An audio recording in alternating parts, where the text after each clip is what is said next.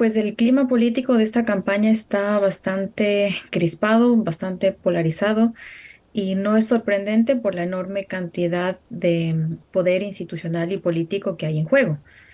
Vamos a ver un cambio muy relevante en términos de oferta política, sobre todo en la derecha. La descomposición de Lazo. Recordemos que Lazo es un actor fundamental en el marco de la oposición política desde el 2013, un poco antes. Entonces, esa descomposición va a abrir el espacio para otros liderazgos que no vienen necesariamente representados por partidos, como ustedes bien analizaban, que hay partidos sin hay políticos sin partidos, hay partidos que están buscando. Yo le escuchaba a los representantes de la izquierda democrática diciendo, vamos a ir por una opción externa. Pues rarísimo eso para un partido político que tengan que buscar una opción en externa. Entonces, vamos a ver un enorme espacio para liderazgos de la derecha, vamos a ver un escenario político fragmentado donde hay más candidatos que identidades políticas, más proyectos personalistas que identidades que tengan, digamos, raíces fuertes en la sociedad civil, que tengan una posición ideológica y que tengan, por ende, un plan para el Ecuador. ¿Cómo estás, Selene? Buenos días, qué gusto saludarle.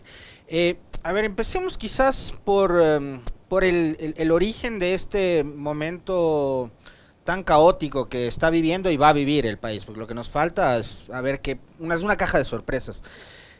Es un gobierno, a ver, yo decía en el comentario, vamos a ir 8 años de transición. El gobierno de Lenín Moreno hubo gente que lo calificó como un gobierno de transición en el poscorreísmo. Ahora viene Lazo, a quien los sectores liberales, de derechas, le tenían mucha fe y termina convirtiéndose en un gobierno también de transición que dura apenas 2 años. ¿Qué es lo que origina la muerte cruzada y la decisión de Lazo de dar un paso al costado? ¿En dónde está el origen de la crisis que aparentemente él mismo se la provocó, Selene? ¿Y en dónde queda también el relato y el discurso del presidente de querer pasar por ser un gran demócrata y después de haber mandado 137 asambleístas a su casa? La pregunta es muy compleja. Hay varios elementos, pero ¿por qué hemos llegado a este momento? Yo te diría, mi primera reacción es porque el gobierno de Lazo y el presidente Lazo no supo gestionar la diversidad. Llevó, digamos, el mandato que él recibió en 2021 era el país que recibió la asamblea que, digamos, que hubo en mayo de 2021. Era una asamblea diversa, plural, varias fuerzas representadas en la asamblea. Incluso la asamblea que va a venir en el 2000, en este año y la del 2025 van a ser asambleas plurales, diversas, y se tiene que gestionar esa diversidad. No se tiene que llevar a un juego de suma cero donde el ejecutivo y el legislativo no pueden existir en democracia. Entonces yo creo que lo que le lleva al Lazo, a la muerte cruzada, es esa incapacidad de poner en práctica lo que en campaña él consideró como el encuentro. Es decir, en el encuentro, eh, ¿cuál era la base del encuentro? Es que en las sociedades hay cosas que no son reconciliables. Eso se llama antagonismo. Pero los antagonismos pueden ser puestos en escena de forma agonista, es decir, que hay la posibilidad de llegar a un acuerdo, em, la posibilidad de convivir en democracia. Eso fue lo que no hizo Lazo. No supo convivir con una asamblea plural. ¿Qué otros países sí conviven? Digamos, varios países de la región tienen parlamentos fragmentados. Colombia tiene, Chile tiene. Colombia está haciendo un enorme esfuerzo por, digamos, en el marco del Parlamento. Petro hace un enorme esfuerzo por pasar la reforma tributaria, la reforma de salud, la reforma pensional, la reforma laboral, y es un ejercicio constante de negociación por temas y por ideas, no por coimas y por puestos y por las cosas que hizo Lazo, sino por temas específicos, ideas y de alguna forma ese es el ejercicio que se hace cuando uno tiene una asamblea y un parlamento. Eso fue lo que no hizo Lazo y que ha llevado a este tema. Y va a ser fundamental para todas las fuerzas políticas que entiendan que van a tener que gestionar esta diversidad independientemente de quién sea el presidente, digamos, de transición en esta época. Van a tener que aprender a convivir y a reconocer a sus adversarios y a, digamos, a poder no solo generar un proceso de gobernabilidad democrática, sino de convivencia. Eso es diferente. Ahora, Selene, con la experiencia obtenida en febrero pasado, en los que sin duda les fue mejor tanto a Pachacuti como a la Revolución Ciudadana, ellos podrían tener más capacidad de organización, tienen más estructura, podrían tener mejores posibilidades de obtener un buen resultado en estas elecciones anticipadas, tomando en cuenta que, por ejemplo, todavía no se conoce el candidato de la Revolución Ciudadana, pero tienen varios cuadros. Pachacuti posiblemente presenta a su candidato Leonidas Issa si es que resuelven sus temas internos y solucionan el tema de la coordinación. Pero allí se van a repartir votos entre los candidatos de la izquierda, tomando en cuenta que también se postula aparentemente por la izquierda, aunque no en la práctica quienes la acompañan como organizaciones políticas no son de izquierda, el señor Yacu Pérez. ¿Cómo se puede ahí analizar quién va a ganar o quién va a reunir la mayor cantidad de votos de la izquierda en caso de que se mantengan estos precandidatos? Es una muy buena pregunta, Elisenia, y para empezar te diría, es más difícil predecir las actitudes de la mayoría de los electores, no solo en Ecuador, sino en nivel latinoamericano. Rodolfo Hernández no estaba entre los sondeos y llegó a segunda vuelta.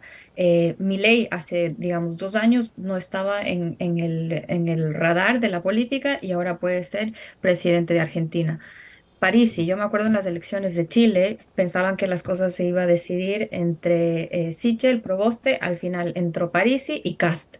En- con eso, ¿qué quiero decir con estos ejemplos? Que si bien la Revolución Ciudadana y Pachacuti tienen ventaja por ser identidades políticas fuertes y las identidades políticas fuertes tienen ventaja en escenarios fragmentados como en el que estamos, no necesariamente la experiencia de las elecciones regionales y la experiencia, digamos, de la propia elección del 2021, donde hubo, digamos, dos movimientos muy simultáneos, como el de Yacu Pérez y el de Herbas, me dicen a mí que va a ser más difícil predecir y que todos los contendientes, digamos, tienen las oportunidades y la van a tener difícil, incluso las identidades fuertes como la Revolución Ciudadana y Pachacutic. Si bien tuvieron un buen desempeño en las elecciones locales, es decir, que ahora gobiernen en Quito, que hayan sido reelectos en Pichincha, que le hayan arrebatado a los socialcristianos la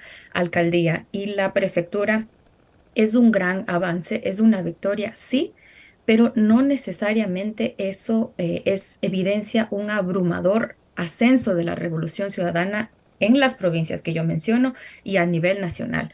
Incluso revisando los datos, hay un análisis muy interesante, está en este medio GK de Javier Rodríguez, y él analiza dato por dato y dice, a ver, los resultados fueron importantes, la fragmentación ayudó para que los alcaldes y los prefectos de la Revolución Ciudadana estén, digamos, ahora posicionados como alcaldes y prefectos, pero no necesariamente significan digamos, ganaron muchos gobiernos locales en términos de apoyo electoral, estrictamente hablando, pero eso no quiere decir que el correísmo está en las condiciones que estaba en el 2021, que no necesariamente está mejor y que no, diga, de otra forma, no se evidencia una recuperación del terreno que perdió desde el 2013. A eso quiero llegar en este punto.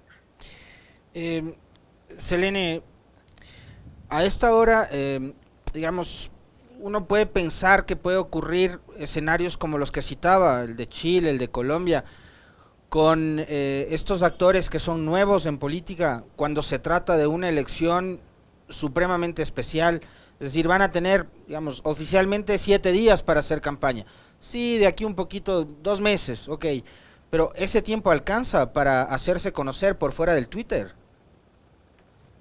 Em, yo creo que en una época, digamos, donde tú ya ahora para hacer campañas ya no necesitas los grandes medios de comunicación para hacerlo. Parisi fue tercero estuvo tercero en la elección de Chile y ni siquiera estuvo en Chile, todo fue redes sociales. Ujú.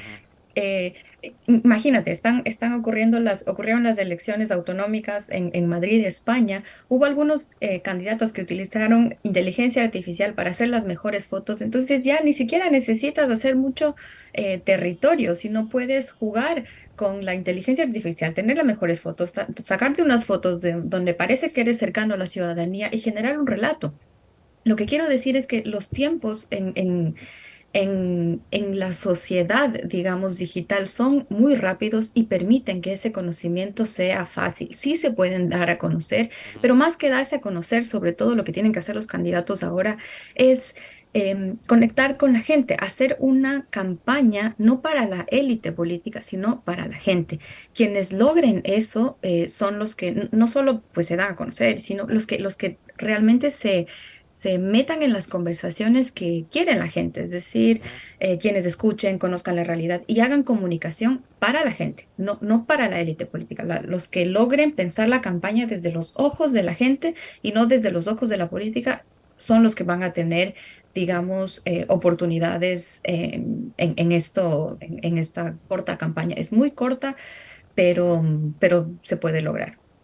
Ahora, Selene, en las circunstancias que tiene actualmente el país, ¿qué tipo de presidente necesita? ¿Necesita un supuesto soldado, un mercenario para combatir la violencia con más violencia? ¿Necesita un dirigente indígena? ¿Necesita un político que intente varias veces llegar a la presidencia, no importa por qué partido político sea? ¿O políticos o exasambleístas que también se muestran de una forma cuando están en el poder y totalmente distinta, alejándose y sacudiéndose de quienes apoyaban en su momento para presentarse en una carrera presidencial? ¿Qué tipo de presidente necesita? Yo diría, pues, dos cosas, dos ideas de qué tipo de persona necesita el Ecuador en este año. Primero, un político o una fuerza política, porque no me gusta hablar mucho de personalizar el ejercicio político, pero la fuerza política que reconozca al adversario, eso ya es fundamental. Porque en Ecuador, lamentablemente, en estos últimos 8 años han pasado cosas que van en contra de los valores democráticos. Es decir, en una democracia no es normal que existan presos políticos. En una democracia no es normal que el presidente acuse de conspiración a fuerzas legislativas que son legítimamente representadas. En democracia no es normal que la protesta sea enmarcada como desestabilización.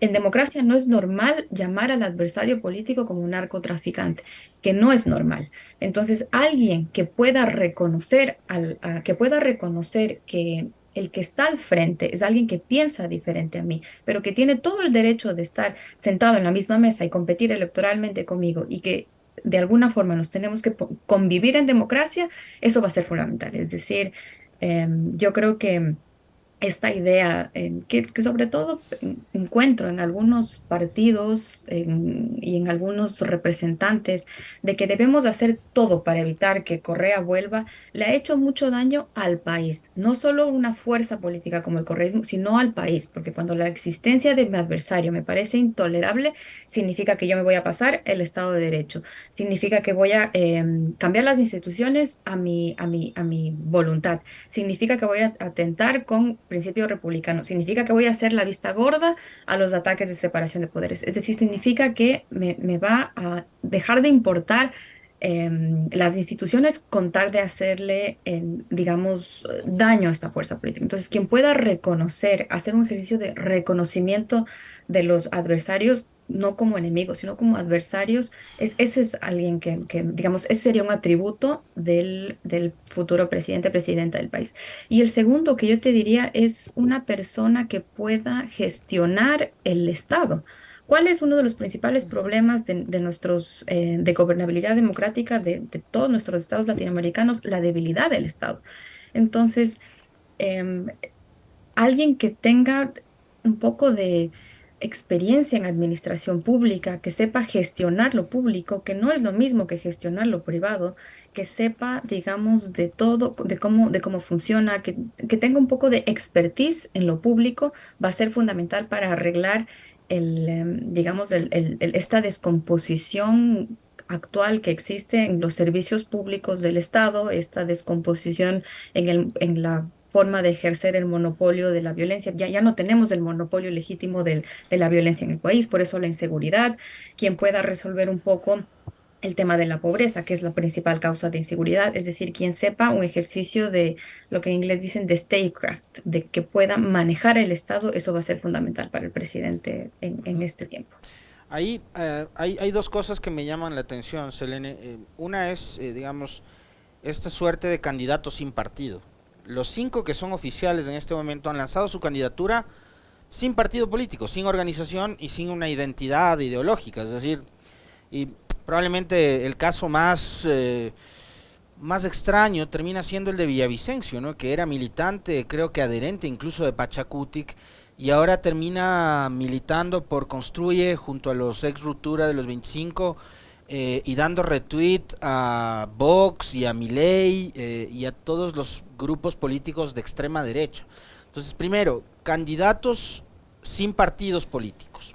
¿Qué tipo de identidad, de ideología pueden tener?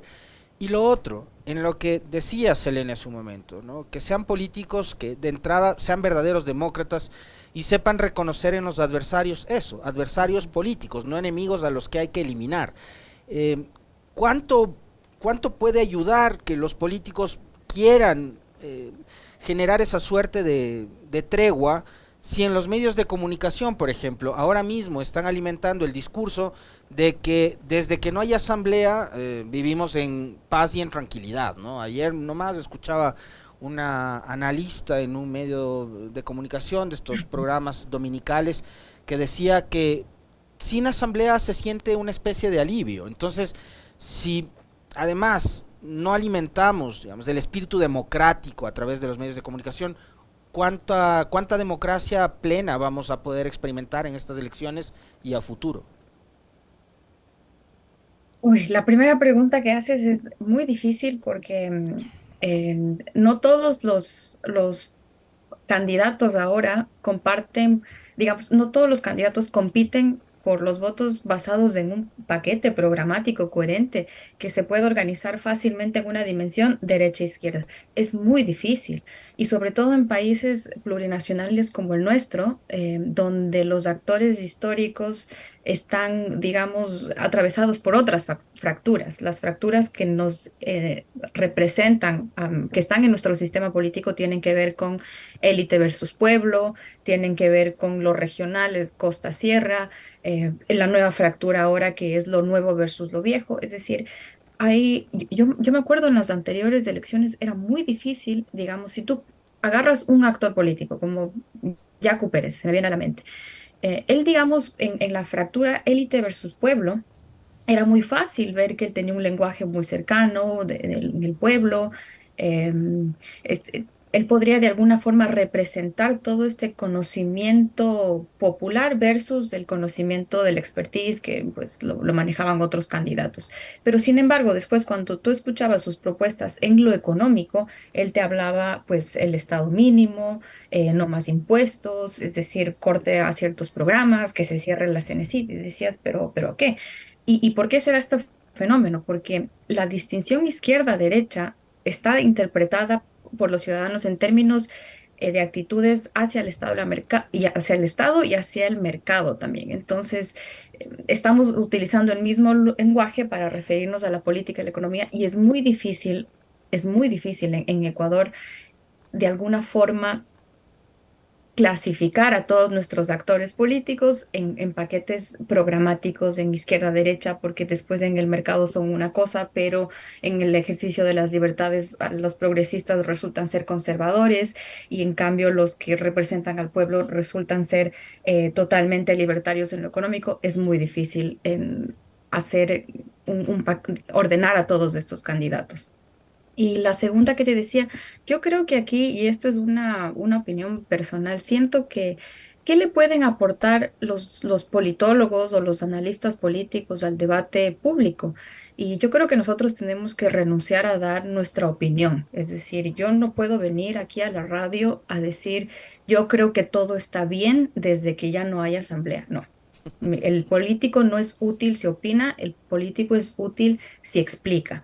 Entonces, lamentablemente hay muchos programas como el que tú mencionas que aún pecan en esta idea de tratar de confundir a la gente. Lo más útil que uno puede hacer es explicar la realidad y decir, mira, a ver, estas son las fracturas, mira, esto pasa en la región, mira, es más difícil predecir las actitudes del electorado, entonces no se sabe qué va a pasar. Siento que si la ciudadanía escucha todas estas, digamos, visiones, explicaciones, puede formarse su propia opinión y eso creo que es lo más útil que pueden hacer los politólogos y los analistas políticos, que una opinión basada en absolutamente ningún dato cualitativo, cuantitativo, alguno. Para finalizar, Selene, ¿qué se puede esperar de estos 6 u 8 meses de gestión que aún le quedan al presidente de la República, y más tomando en cuenta que durante su informe a la Nación no dijo absolutamente nada de lo que va a hacer en estos 6 meses, más allá de que van a apretar el acelerador para hacer lo que no hicieron en 2 años? Ha enviado ya un par de decretos ley a la Corte Constitucional para su análisis, pero más allá de eso no se conoce, porque no se ha fijado metas, no se ha dicho cuál va a ser el plan de trabajo de aquí a los 6 meses que le quedan de gestión. ¿Qué se puede esperar tomando en cuenta la forma como ha venido actuando el gobierno durante estos 2 años? Nada, no se puede esperar absolutamente nada, no. Un proyecto coherente de fortalecimiento del Estado, si no lo hicieron al inicio, no lo van a hacer ahora en estos 6 meses y no, no, absolutamente nada. Es tiempo, tiempo hasta que se vayan y ya. Y tomando en cuenta que el presidente está permanentemente disminuido en su salud, pues acaba de recuperarse de una nueva intervención quirúrgica, pese a eso dice que va a viajar a un encuentro internacional que tiene entre sus objetivos analizar situaciones en las que él se ha opuesto permanentemente, pero bueno, en fin, ¿qué se puede esperar con eso?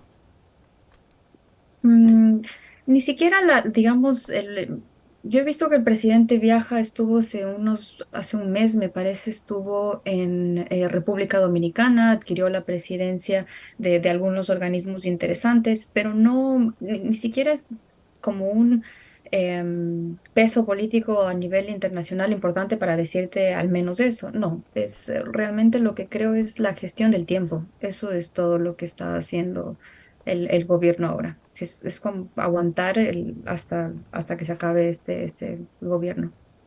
Nada más. Este fin de semana, Selene, hubo mucha expectativa y mucho movimiento en redes, en Twitter sobre todo, ¿no? Em, de lo poco que vi, porque tampoco es que estuve muy metido en eso, pero de lo poco que vi, mucho comentario por conocer la conformación del binomio de la Revolución Ciudadana, es decir, creo que incluso más que la propia militancia, quienes son detractores de la Revolución Ciudadana estaban muy pendientes de saber quién iba. Entonces, ahí hay muchos nombres que han empezado a sonar y de tales. ¿Qué es lo que debería considerar la dirigencia de la Revolución Ciudadana como para enfrentar esta elección después de lo sucedido con Arauz y Rabascal en 2021? Bueno, primero no te creo que no hayas estado activo en redes sociales y No, no, para eres nada. Estuve uno de desconectado los casi el fin de semana, te lo usuarios juro. más activos que conozco en el país. No creo que la audiencia crea eso.